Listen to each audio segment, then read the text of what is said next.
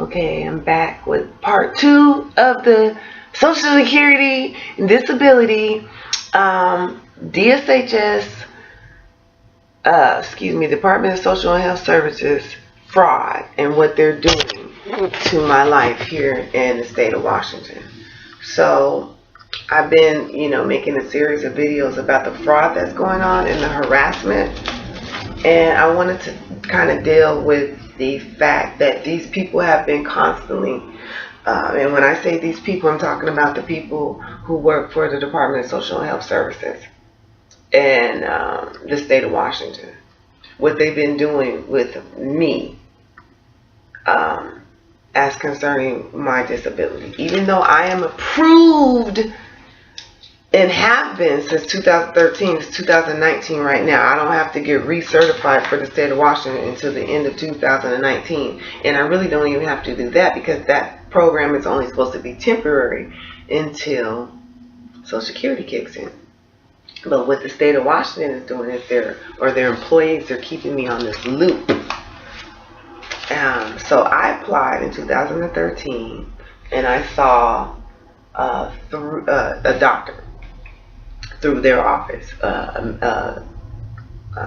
mental health provider. I've seen the physical health providers with the state of Washington as well back in 2013, but I just want to really deal with the mental health because that's the main thing that's bothering me right now. So I got on the disability, right? And I'm on the ABD program, and in the ABD program, you get $197 a month until you get your Social Security disability benefits. Whether it's your the ones that you pay into, where you get the $700 or whatever a month, which is what I'm supposed to be getting, or $300 or whatever it is, that you get if you haven't worked and paid into Social Security. Well, within the program for the state of Washington, they want you to go to see mental health providers. They want you to keep on going to counseling. Well, I got PTSD. And what happens with PTSD is called post-traumatic stress disorder. That means I've been under some trauma, and that trauma causes me a lot of stress after the fact, especially thinking about it, especially talking about it. So I went to a few of these mental counseling sessions or whatever, and I realized it was making it worse for me. I'm like, I don't want to sit there and talk to these people about me being jumped on by the police and all these things going on in my family, and they don't know nothing about me, and it's just agitating me. I leave there, I would be shaking and just traumatized after leaving the counseling session. So I said, nah, I ain't about to do this shit. So what I did is I let them know, hey, this isn't right. I'm not Catholic. I don't have no confessional religion. I'm a Moorish American. I practice Islam. So I went in there and I told them, look, I can't be messing with y'all. I can't do this. And I talked to my sheik about it. He said, we don't go and do things like that. As far as getting those kind of counseling, dealing with Sigmund Freud or whatever these little psychiatric people, we don't deal with that. We, deal with God on another level. We deal with our problems on another level. So I went in there and because they kicked me off. So I had to go through a hearing. And if you see in there, this is the paperwork. It says on there that I went in there for religious, because of my religion. I didn't want to be bothered with them. And if you look up there, I think it say bitch. This is paperwork that came. You see right there? I think that say bitch. I think they wrote that in my file. But you see, that was in 2016. So I went through the hearing and, I did the whole spiel, right? I let them know, hey, I feel like I shouldn't be cut off for this reason. I'm going through the whole spiel. Why I need a hearing and all of this, right? So they denied me, right?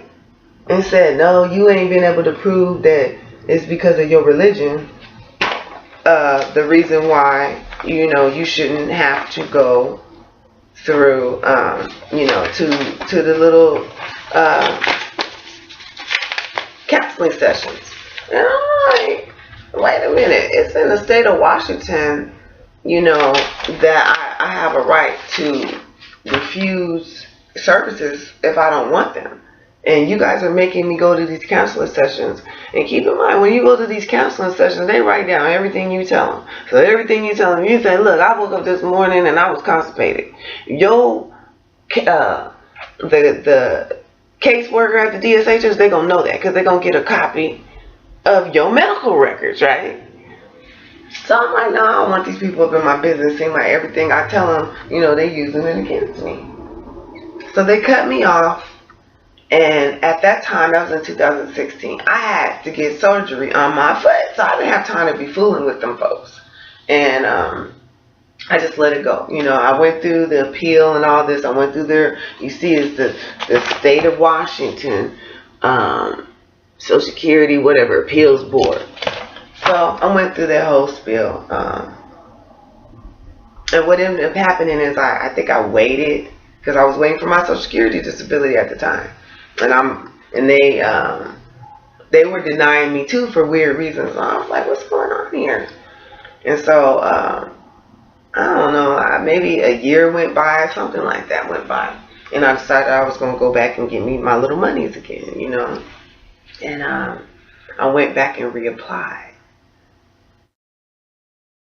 And I ended up being under my new name, right? Because I had changed my name and things like this at the same time. So I went in and started on the age blind and disabled case. So this was in, you see, October of 2017. I went back in. You see it says you're eligible, your ass is disabled, right? You see the name say TA Battle. Well, not too soon after that, these people, it wasn't soon, it was quite a bit of time after that, they decided to deny me, start messing with me again, talk about you didn't go to these, these counseling sessions. See? So that was October 2017. So I ain't been in their counseling session.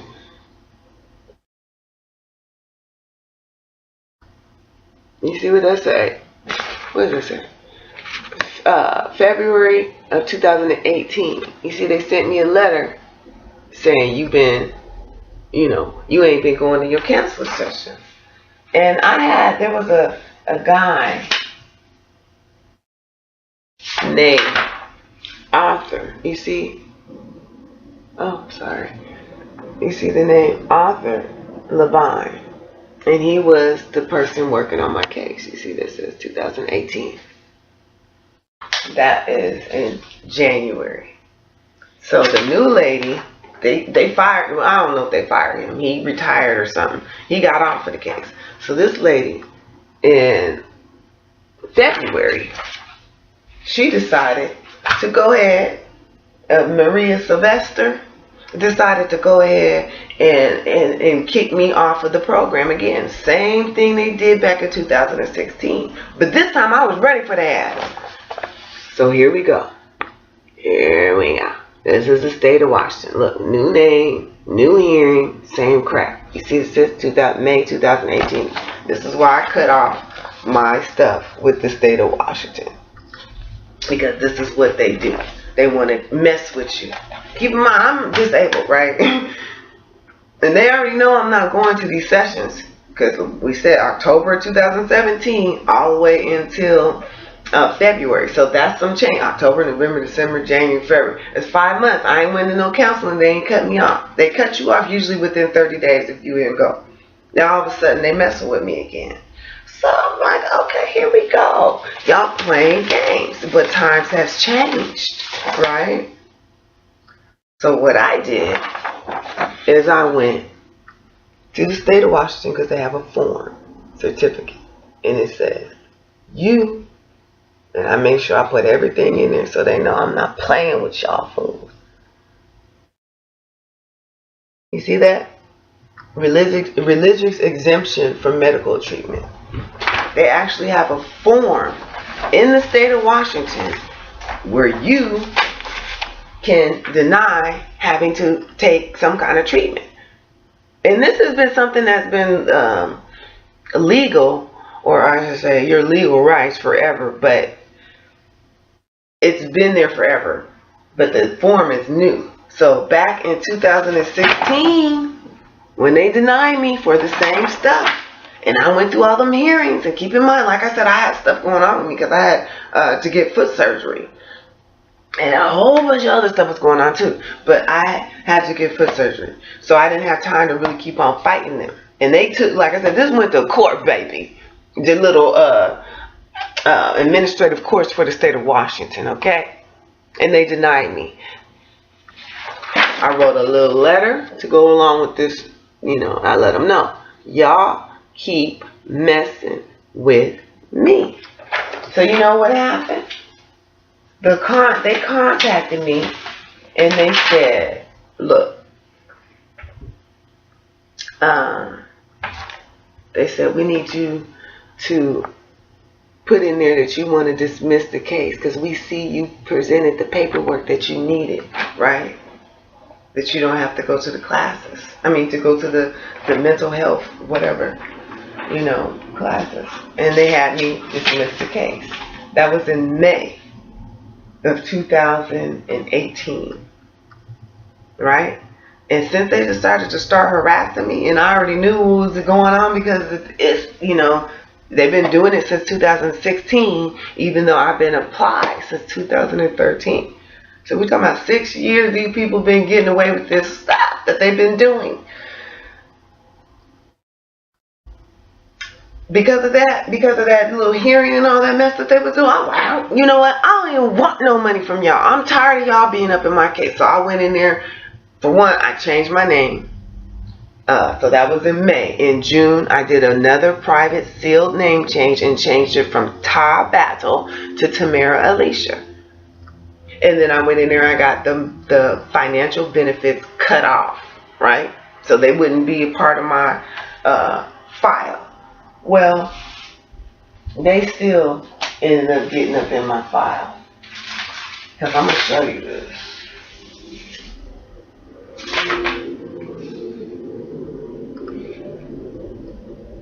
This is the recent denial that I got from Social Security.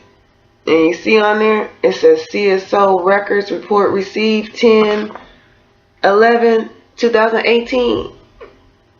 Well, I had brought in my police report, and you see they denied me November 2nd. I brought in my police report and told them I didn't want them in my file. That was in June of 2018. And I told them I cut off everything. So there's no way that the CSO, which is a customer service office for the state of Washington welfare, should be able to get into my medical records. They don't have no medical records to send to Social Security. Remember, they deleted, because when I went in 2017, I was like, well, I don't know why I keep on getting denied, but they keep on telling me it has something to do with the CSO office, so I'm bringing my medical records in, because I have a copy of my medical records. I have, they've been sent to me. The state of Washington sent to me what they actually have. Now, this is the real state of Washington, not just the CSO office. They sent me a CD of everything they had, which had all my medical records in it. All the medical records that the Social Security couldn't find. And they claim they got these records from the CSO office, right? Which should have everything that the state has. No, they didn't have that. I also have... this came from the Social Security. This from 2013. Medical records. Medical records. Those, I have 2 CDs in here because I have one in 2013 and one in 2015 because I've basically been applying and applying and applying. So these people have my medical records, and like I said, they're extensive. But my denial that I recently got says that they received something from this entity without permission. Keep in mind, you can't just get in people's medical records. This is all totally illegal. I never gave them the name of the CSO office to go into my files, to be requesting anything from them. And I actually cut off the ABD program so that the CSO office wouldn't be connected with my file. But come November, they're still in my file, and they sent something in October. Well, if they got notification in June that they weren't supposed to be sending anything, you see what I'm saying? Why would they even be on the list? The other thing that I noticed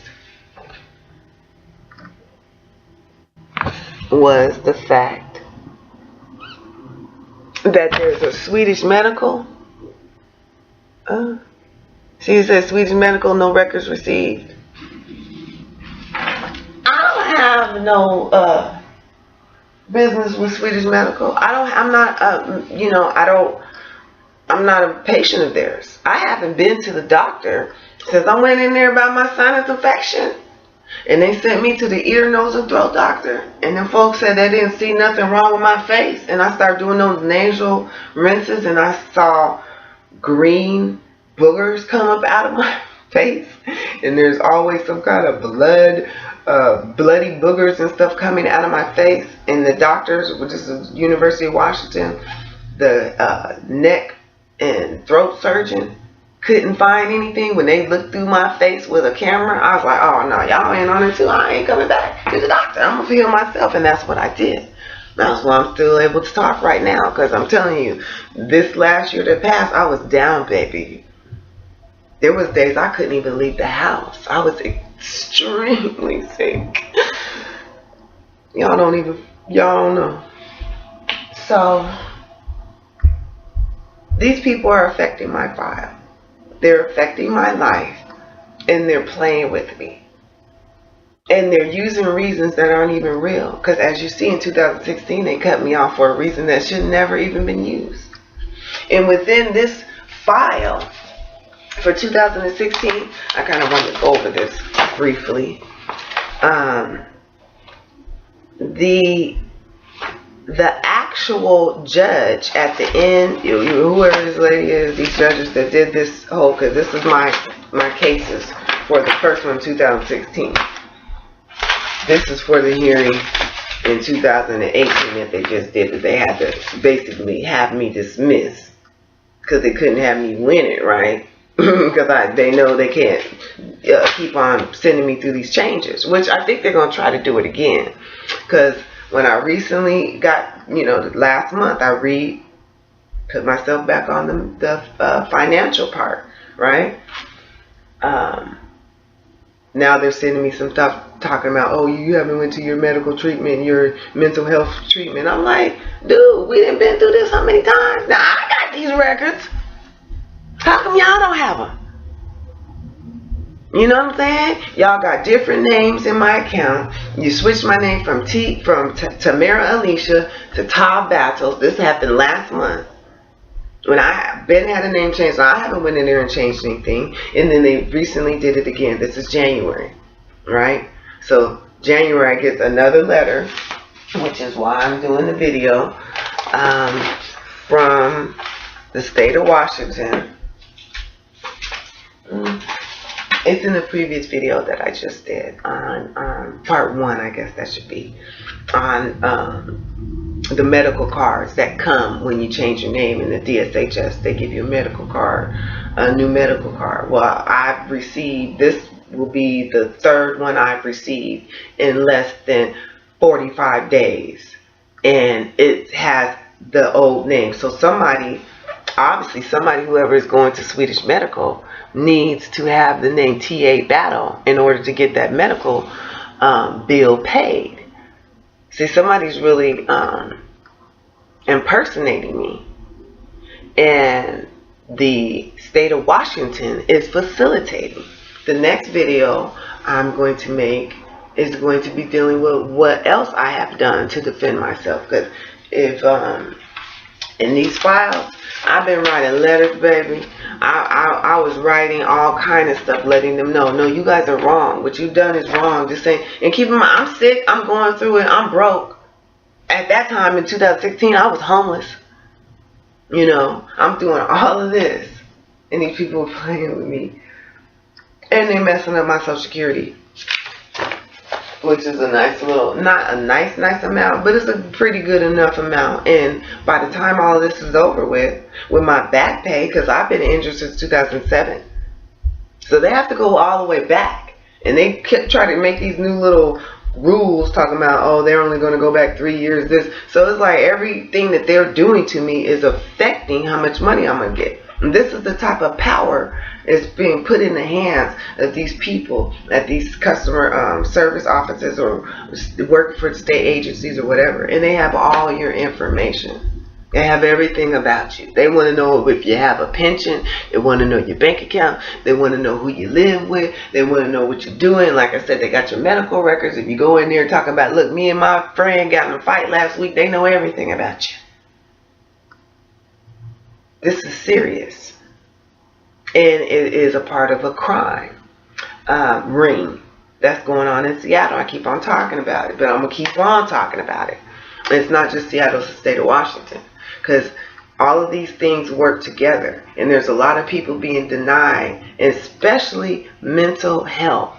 The main people they deny and do what they're doing and send all these paperwork and terrorize is people who are already crazy as hell. Why would you be messing with somebody who is on mental disability, who has PTSD, anxiety, and depression from being jumped on by the police and from going through all kinds of court battles with the police in Virginia? Then I had to come to Seattle and go through a bunch of battles with the Social Security Administration. And keep in mind, the Social Security Administration is like, you disabled. We just don't understand why the state of Washington isn't approving your disability, because they like to act like, you know, that different entities are responsible for what's going on, especially because they're state agencies. I wanted to show you guys. Where is it? Oh, here. Oh, that ain't it. Where is it?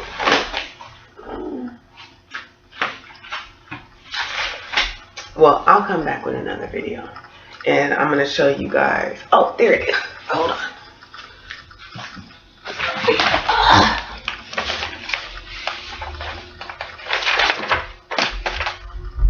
So this is the state of Washington. You see that? That's my address. General Post Office.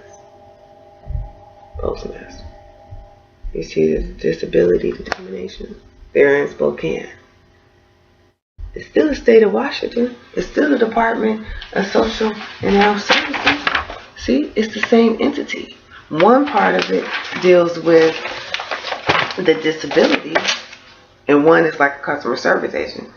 But the ABD program is set up so that you don't have to go basically wait for them to make a determination. That's why they have the actual,